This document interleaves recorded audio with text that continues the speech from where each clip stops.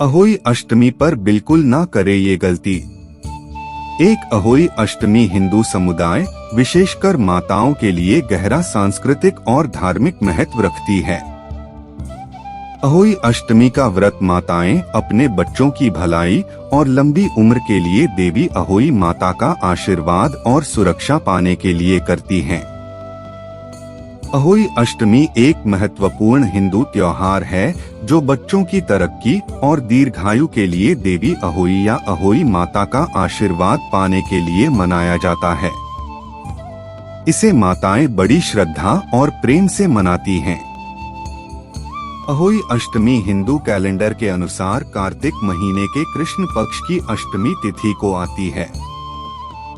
यह दिन अत्यधिक महत्व रखता है क्योंकि माताएं देवी का आशीर्वाद प्राप्त करने के लिए विशेष अनुष्ठान, उपवास और प्रार्थना करती हैं।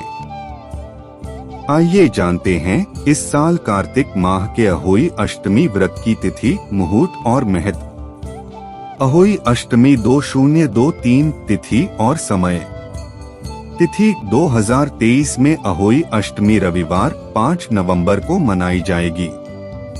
अष्टमी तिथि का समय 5 नवंबर दोपहर 1 बजे से शुरू होकर 6 नवंबर सुबह 3:18 तक। अहोई अष्टमी पूजा मुहूर्त 5 नवंबर शाम 5:42 से शुरू होकर 5 नवंबर शाम 7 बजे तक। तारों को देखने का समय शाम 5:58 5 नवंबर 2023। अहोई अष्टमी का महत्व। अहोई अष्टमी हिंदू समुदाय, विशेषकर माताओं के लिए गहरा सांस्कृतिक और धार्मिक महत्व रखती है। अहोई अष्टमी का व्रत माताएं अपने बच्चों की भलाई और लंबी उम्र के लिए देवी अहोई माता का आशीर्वाद और सुरक्षा पाने के लिए करती हैं। ऐसा माना जाता है कि देवी बच्चों के स्वास्थ्य, खुशी और समृद्धि की रक्षा करती हैं, उनकी वृद्धि और विकास सुनिश्चित करती हैं। अहोई अष्टमी का त्योहार एक माँ और उसके बच्चे के बीच के गहरे रिश्ते के बारे में है। माताएं अपने बच्चों के कल्याण के लिए अपने गहरे प्यार, भक्ति और प्रतिबद्धता को व्यक्त करने के लिए कठोर व्रत रखती हैं, विस्तृत अनुष्ठान करती हैं और व्रत कथा सुनती हैं। अहोई अष्टमी परिवारों और समुदायों को एक साथ लाती है क्योंकि वे उत्सव में शामिल होते हैं। माताएं अपने अनुभव साझा करती हैं, आशीर्वाद का आदान प्रदान करती हैं और एक दूसरे का समर्थन करती हैं। यह त्योहार समुदाय के सदस्यों के बीच एकता, सौहार्द और आपसी सम्मान की भावना को बढ़ावा देता है। 3 अहोई अष्टमी पर न करें ये गलतियां। कार्तिक माह के कृष्ण पक्ष की अष्टमी तिथि को अहोई अष्टमी मनाई जाती है। महिलाएं अपने बच्चों की सुख समृद्धि और लंबी उम्र के लिए अहोई अष्टमी का व्रत रखती हैं। हिंदू धर्म में अहोई अष्टमी के व्रत की बहुत मान्यता है। अहोई अष्टमी को अहोई माता की पूजा की जाती है। अहोई अष्टमी के दिन महिलाएं अपने बच्चों के लिए निर्जला व्रत रखती हैं। वो पूरे दिन बिना पानी पिए और बिना कुछ खाए व्रत रखती हैं। अहोई अष्टमी को माताएं अपने बच्चों के भाग्योदय की कामना करती हैं। अहोई अष्टमी की पूजा का विधान सायंकाल प्रदोष वेला में करना श्रेष्ठ रहता है। दिन भर उपवास रखने के बाद संध्या काल में सूर्यास्त होने के उपरांत जब आसमान में तारों का उदय हो जाए तभी पूजा आरंभ करें और रात्रि में चंद्रोदय होने पर चंद्रमा को अर्घ्यदान करना चाहिए।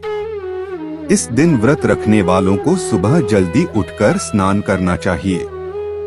इसके बाद घर की एक दीवार को अच्छे से साफ करें और इस पर अहोई माता की तस्वीर बनाएं। इस तस्वीर को बनाने के लिए गेरू या कुमकुम का उपयोग करें। इसके बाद घी का दीपक अहोई माता की तस्वीर के सामने जलाएं।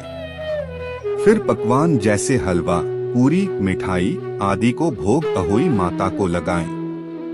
इसके बाद अहोई माता की कथा पढ़ें और उनके मंत्रों का जप करते हुए उनसे प्रार्थना करें कि अहोई माता आपके बच्चों की हमेशा रक्षा करें। लेकिन आपके लिए ये जानना जरूरी है कि अहोई अष्टमी के दिन क्या गलतियां नहीं करनी चाहिए। 1. तारों को देखकर तोड़े व्रत। अहोई अष्टमी का व्रत तारों को देखकर ही तोड़ा जाता है। इससे पहले व्रत को तोड़ने की गलती ना करें। ऐसे में आप इस व्रत को तारे देखने पहले कुछ ना खाएं। कहते हैं कि बिना तारे देखे कुछ खाते हैं तो व्रत पूरा नहीं माना जाता है। 2. तामसिक भोजन से बचें। किसी भी व्रत की तरह अहोई अष्टमी के व्रत के दिन भी तामसिक भोजन का सेवन नहीं करना चाहिए। न सिर्फ व्रत रखने वाली महिलाओं को बल्कि इस दिन घर के किसी भी सदस्य को भी तामसिक भोजन नहीं करना चाहिए, क्योंकि व्रत का असर पूरे घर पर रहता है। 3. मुहूर्त पर ही करें पूजा। अहोई अष्टमी के व्रत के दिन विशेष विधि विधान से पूजा पाठ किया जाता है, लेकिन अहोई अष्टमी की पूजा शुभ मुहूर्त पर ही करना शुभ होता है। इसके लिए आप किसी ज्योतिषाचार्य की मदद ले सकती हैं। 4. गणेश की करें पूजा। अहोई अष्टमी के व्रत के दिन अहोई माता की पूजा की जाती है, लेकिन पूजा की शुरुआत श्री गणेश भगवान की पूजा के साथ करें, क्योंकि गणेश भगवान का नाम किसी भी पूजा में से पहले लिया जाता है, जो शुभ भी माना जाता है। 5. 7 प्रकार के रखें अनाज। अहोई अष्टमी की पूजा के दौरान हाथ में 7 प्रकार के अनाज लेना जरूरी होता है। यह अनाज पूजा के बाद आप गाय को खिला दें। कहा जाता है कि 7 अनाज के बिना हुई माता की पूजा अधूरी मानी जाती है। 6. अहोई अष्टमी के व्रत के दिन महिलाओं को मिट्टी से जुड़ा कोई काम नहीं करना चाहिए। इसके अलावा भूलकर भी खुरपी का इस्तेमाल नहीं करें। अहोई अष्टमी के दिन ऐसा करना अशुभ होता है। 7. वैसे तो हिंदू धर्म की हर पूजा में सबसे पहले भगवान गणेश की पूजा होती है, लेकिन अहोई अष्टमी की पूजा शुरू करने से पहले गणेश जी की पूजा करना का विशेष महत्व है। अहोई अष्टमी पर अर्घ्य के लिए कांसे के लोटे का इस्तेमाल नहीं करें। इसके अलावा महिलाएं गहरे नीले या काले रंग के कपड़े नहीं पहने। 8. अहोई अष्टमी की पूजा में पूजा की सारी सामग्री नई होनी चाहिए। पहले इस्तेमाल की गई पूजा सामग्री का इस्तेमाल नहीं करें। इसके अलावा फूल, फल और मिठाई ताज़ा होनी चाहिए। 9. अहोई अष्टमी के व्रत के दिन खाना बनाने में प्याज, लहसुन और तेल आदि का इस्तेमाल नहीं करें। जो महिलाएं अहोई अष्टमी का व्रत रखें, वो दिन में सोने से परहेज करें। गलती से भी घर में किसी बड़े बुजुर्ग का अनादर न करें। 10. अहोई अष्टमी के दिन व्रत रखने वाली महिलाएं किसी भी धारदार चीज का इस्तेमाल नहीं करें। कैंची, चाकू, सुई और ब्लेड आदि का इस्तेमाल नहीं करें। धारदार चीजों का इस्तेमाल अशुभ माना जाता है। 11. जैसा कि सब जानते हैं कि अहोई अष्टमी का व्रत महिलाएं अपनी संतान की लंबी उम्र और संतान सुख के लिए करती हैं, लेकिन क्या आप जानते हैं कि भारत में एक ऐसा कुंड है जिसमें यदि पति और पत्नी दोनों अहोई अष्टमी के दिन स्नान कर लें तो उन्हें शीघ्र ही संतान प्राप्ति होती है। इसे राधा कुंड कहते हैं। आइए जानते हैं क्या है राधा कुंड की पौराणिक मान्यता। राधा कुंड का महत्व। अहोई अष्टमी का व्रत संतान की दीर्घायु और संतान प्राप्ति के लिए किया जाता है। इस संदर्भ में राधा कुंड का अपना ही महत्व है। मथुरा नगरी से लगभग 26 किलोमीटर दूर गोवर्धन परिक्रमा में राधा कुंड स्थित है, जो कि परिक्रमा का प्रमुख पड़ाव है।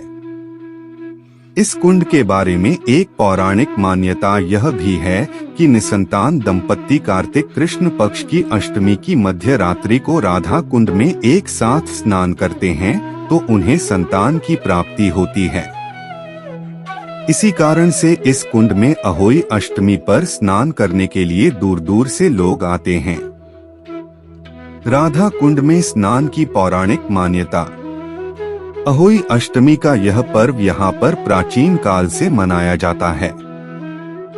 इस दिन पति और पत्नी दोनों ही निर्जला व्रत रखते हैं और मध्य रात्रि में राधा कुंड में डुबकी लगाते हैं। कहते हैं ऐसा करने पर उस दंपत्ति के घर में बच्चे का आगमन होता है। इतना ही नहीं, जिन दंपत्तियों की संतान की मनोकामना पूर्ण हो जाती है वह भी अहोई अष्टमी के दिन अपनी संतान के साथ यहाँ राधा रानी की शरण में हाजिरी लगाने आते हैं और इस कुंड में स्नान करते हैं। ऐसा कहा जाता है कि यह प्रथा द्वापर युग से चली आ रही है। पौराणिक कथा के अनुसार श्री कृष्ण गोवर्धन में गाय चराने जाते थे। इसी दौरान अरिष्टासुर नाम के एक असुर ने गाय के बछड़े का रूप धारण करके श्री कृष्ण पर हमला करना चाहा, लेकिन श्री कृष्ण ने उसका वध कर दिया। राधा कुंड क्षेत्र पहले राक्षस अरिष्टासुर की नगरी अरीधवन थी।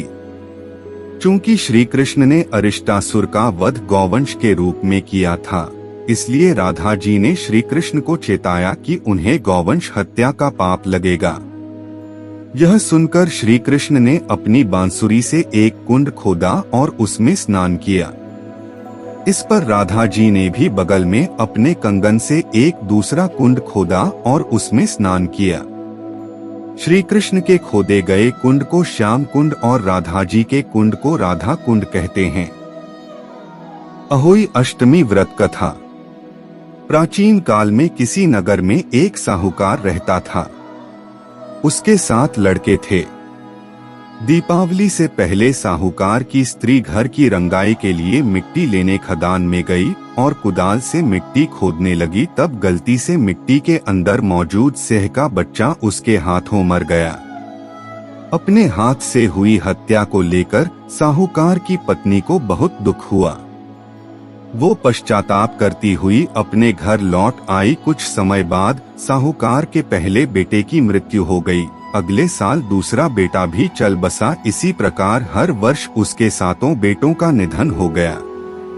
एक दिन उसने अपने आस पड़ोस की महिलाओं को विलाप करते हुए बताया कि उसने जानबूझकर कभी कोई पाप नहीं किया, बस गलती से मिट्टी की खदान में मेरे हाथों एक सेह के बच्चे की मृत्यु हो गई थी।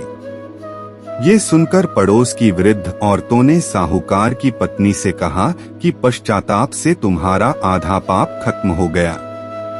अब तुम कार्तिक माह के कृष्ण पक्ष की अष्टमी के दिन से और सेह के बच्चों का चित्र बनाकर उनकी आराधना करो और क्षमा याचना करो।